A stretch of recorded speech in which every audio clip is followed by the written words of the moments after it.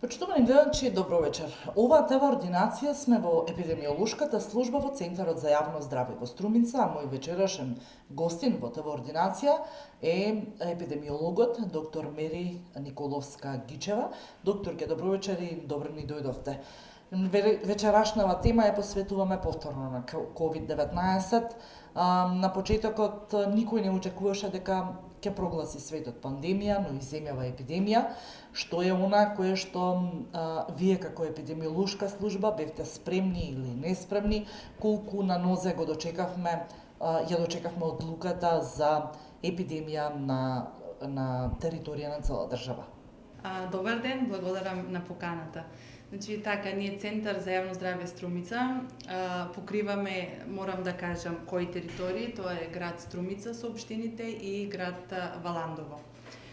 Пандемијата, како што нели знаеме, пандемија, епидемија, не останавме ние одминати како територија, меѓутоа еве конкретно за териториите кои што ние како центар ги покриваме. Можам да кажам дека еден подолг временски период се носевме со тоа што бевме речиси со нула заболени, а отпосле, значи, бевме и територии каде што можеме да се пофалавме со едноцифрени заболени пациенти.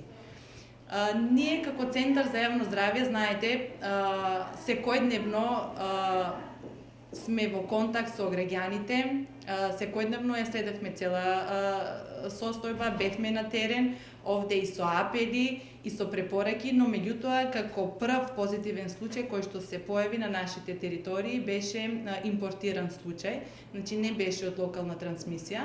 След себе тоа и вториот случај беше исто така импортиран случај, за да после некое време, од 2 до 3 месеци, се појави и првиот случај кој што беше како локална трансмисија.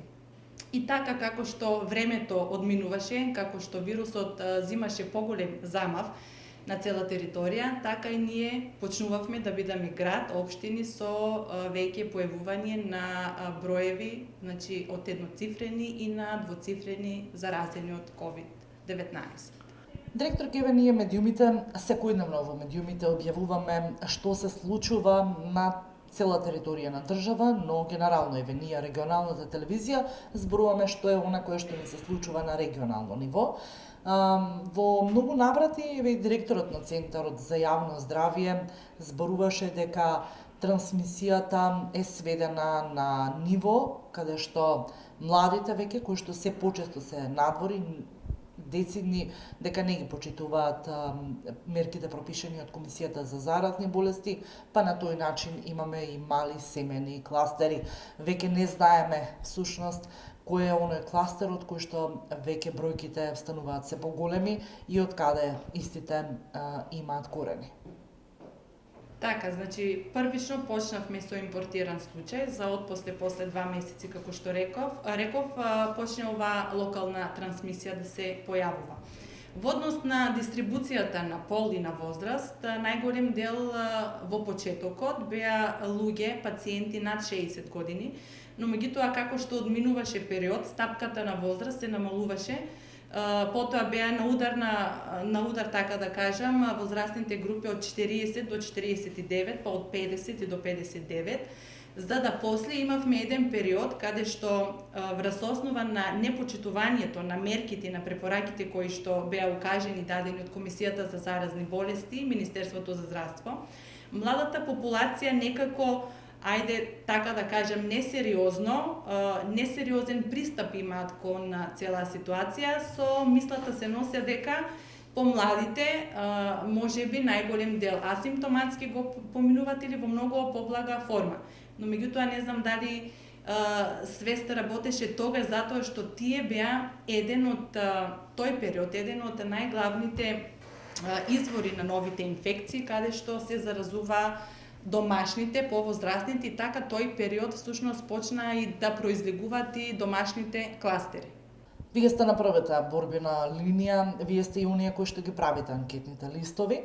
Многу лекари се погласно зборуваат дека веќе позитивните лица знаат и да ги скриет контактите, а со тоа да го загрозат не само сопственото здравје во случајов, туку и на сите останати со тоа што нема да влезат во анкетниот лист кој што вие епидемиолозите го правите. Искрено да кажам, во почетокот на епидемијата со граѓаните имавме прекрасна соработка во стилот кога ги контактиравме, кога се правеше епидемиолошката анкета. Од другата страна на телефонот, позитивните лица има прекрасна соработка. Не дека сега не, меѓутоа зборувам грото од населението, без проблем се правеше епидемиолошката анкета, без проблем се мапираа сите контакти, без проблем се посочува и домашни, па и пријатели, другари, од работа, колеги, но меѓутоа, како што одминуваше времето, пак ќе кажам, соработката се намалуваше. Како прво, пациентите не оставуваат точни податоци. Многу голем проблем е телефонските броеви. Не можеме едноставно да стапеме во контакт. Па овде се губа во време, одминува време до кога да стапиме во контакт со позитивното лице. И така тоа беше едно од главните проблеми каде што не можевме благовремено да делуваме и да стапаме во контакт со позитивните лица. Но меѓутоа не се сите така. Не се сите така, имаме и прекрасна соработка со поголем дел од пациентите, но ќе апелирам да бидат малце поодговорни, посовесни, затоа што ако се скријат контактите, тоа моментално се скривува на еден начин, бидејќи ако реално тие се имале контакт со позитивното лице, по поминувањето на инкубацијскиот период, на критичните денови, ако се имале незаштитен контакт, нема како да не се пројават симптомите, нема како да не се диагностицира нов позитивен. Затоа се тие мапирање на контакти за да може да го ограничиме, да го лоциреме ширењето на инфекцијата, пошто знаеме на кој начин се пренесува.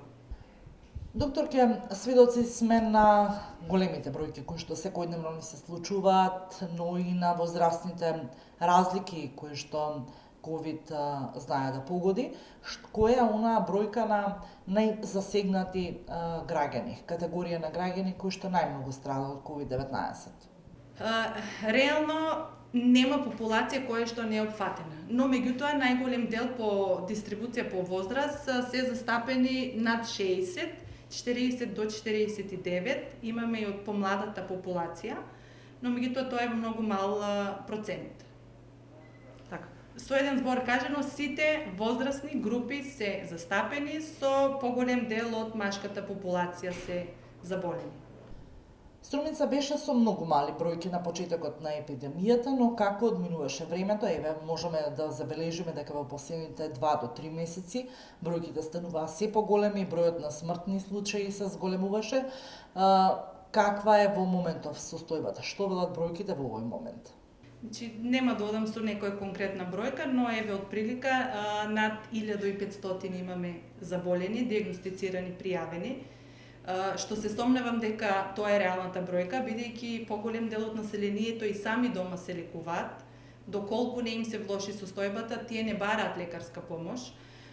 Некаде во моментот имаме над 900 активни, не над 500, над 900, над 50 починати, меѓутоа оваа бројка со тек на времето драстично се зголемуваше. Имавме пик каде што бројот многу се зголеми и знаеме тоа зошто е така, но сега во последните 2 па до 3 недели можам да кажам дека бројката е намалена, но меѓутоа тоа не треба да не демотивира за да не ги почитуваме мерките и препораките кои што се од комисијата.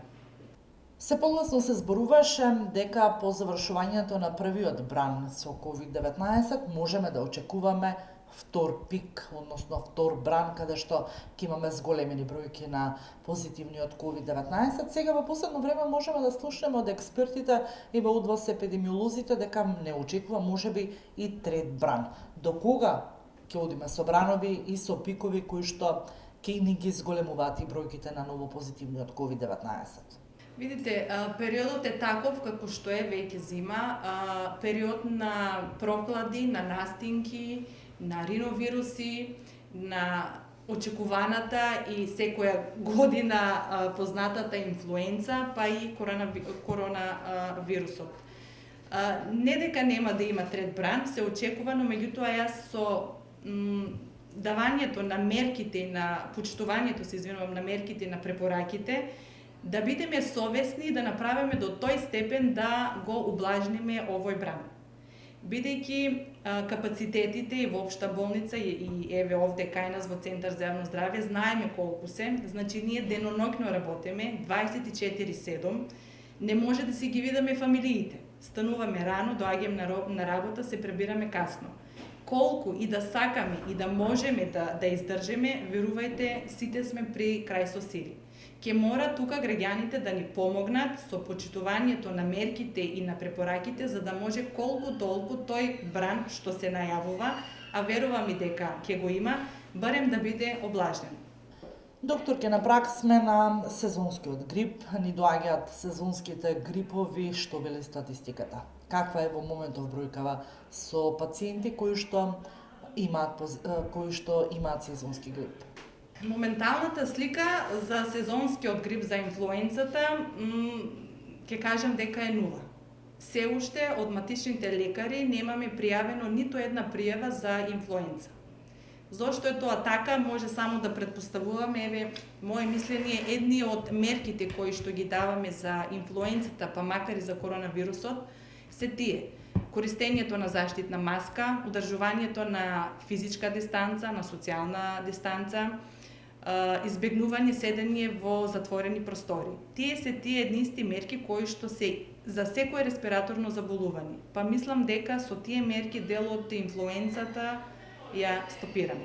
Но меѓутоа се уште има време. Тек сега, декември месец, се очекува да имаме пик на инфлуенцата. Но, како и претходната година, и оваа година повторно во Струмица имаме вакцини против сезонскиот грип. Колкава е бројката на оваа година кои што пациенти веќе се вакцинираа со вакцината против сезонскиот грип и дали може да сметаме дека со самото вакцинирање ќе имаме и благ пат на позитивни од сезонски грип? Оваа година малце поразлично е во врска во стил на апликација на вакцинирањето. Оваа година бесплатните вакцини кои што граѓаните ги закажуваат преку матичните лекари се аплицираат во просториите на здравен дом. Тоа се лица над 65 години со хронични заболувања, со коморбидитети, но меѓутоа комерцијалните вакцини оваа година остануваат кај нас. Се уште не се дистрибуирани на ниво на Република Северна Македонија. Очекуваме дека во текот до крајот на овој месец ќе бидат дистрибуирани и граѓаните да можат да се вакцинират како и секоја година. Бидејќи реално од година во година имаме се поголема побарувачка за граѓани кои што сакаат да се вакцинираат против сезонскиот грип инфлуенца. Докторке, неминовно е да не ве запрашам. Вие сте единствениот епидемиолог кој што работи на територија на општина Струмица, но и на општина Баландово. Како успевате? Како се справувате со ситуацијата која што и не е така завидна, бара многу ангажман, бара многу труд и многу вложување и надвор од работното време и позиција би рекла. Еве, ние медиумите многу често знаехме да објавуваме проблеми со кои што се соочува општа болница во Струмица, што од капацитети, што од недостиг на лекари и персонал, од проширување на капацитетите, но ниеден прилог не направивме од вас. Како вие се справувате со ситуацијата? Што е она кое што вие појдовна точка за да успеете да ставите некаков ред на општина Струмица, микрорегионот, па како што кажав и општина Баландово? Видите, сега ако зборуваме од гледна точка како поединец, да, многу е напорно, многу е заактивно и многу неблагодарно кога вие се давате 100% за граѓаните и апелирате и помагате без разлика колку е саат, телефон ви звони, вие секогаш сте достапни. Но има и такви луѓе за кои што секогаш е малку и ќе биде секогаш малку. Сите прсти на рака не се исти, не можем тоа да го коментирам. Меѓутоа, ние како организација, како Центар за јавно здравје, благодарение на под раководство на нашиот директор Петре Витанов. Сега за сега се држиме добро организирани, компензираме со секаков персонал. Морам да кажам дека имам голема помош и поддршка и тоа ме мотивира да продолжам да работам. Нели, ние сме младите можат секогаш повеќе. Докторке, многу апели до сега од страна на граѓаните, од страна на лекарите, експертите, ресорното министерство, Комисијата за заразни болести, но еве повторно, што е она кое што вие и овој пат ќе го патите кон нашите гледачи? Така е. Видите, според Светска здравствена организација на глобално ниво, па и овде Европа, каде што и ние се наоѓаме, се уште постои многу висок ризик на трансмисија во заедница. Тоа значи дека генерално секаде мерките доволно не се почитуваат, па и кај нас, тоа што е нормално, но меѓутоа повторно ќе апелирам и ќе замолам до сите граѓани да бидеме сите совесни и одговорни, затоа што вирусот е некоја енигма за сите нас, па и за лекарите. Го видовме како циркулира во сите 4 сезони. Помина и пролет, и лето, и есен, еве и зима, бројот не стивнува. Заболените не стивнуваат, но меѓутоа бројот на смртни случаи рапидно се зголемува. Да бидеме прво одговорни пред се спрема самите себе, бидејќи секој имаме одговорност кон јавното здравје, но меѓутоа и спрема и општеството во кое што живееме и работиме. Не е ништо проблем и не е ништо, ајде така да кажам, тешко да се носи заштитна маска, да се одржува физичка и социјална дистанца, редовно да се мијат рацете со топла вода и сапун и користење на дезинфекциони средства. Бидејќи ако ние го минеме така жаргонски да кажам од нога, верувајте дека во секое семејство има член кој што е повозрасен, член кој што е со коморбидитет и не би било убаво и нема да се ќе имаме грижа на совест доколку заради наша немарност, а работи кои што може да ги спроведеме и кои што не барат многу, може да спасиме човечки живот.